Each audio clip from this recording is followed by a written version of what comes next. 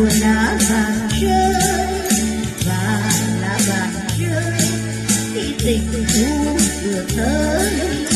Nhạc lá vàng rơi xem màu lá còn tươi, nghe chiếc đâu đây có kẻ sai. Chiều hôm qua lá thơ chết yêu, nhớ buồn một nơi chắc chưa.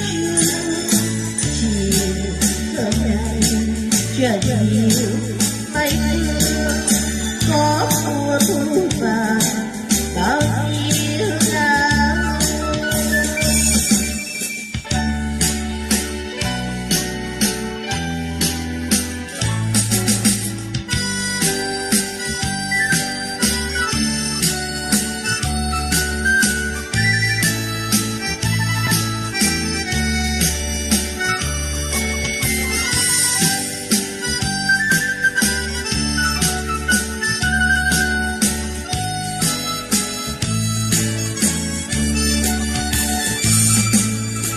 Một mình đi lang thang trên đường, buồn yêu và nhớ bất buồn, lòng và tôi và tôi thành bóng có nghe lá vàng đau nhẹ rơi to.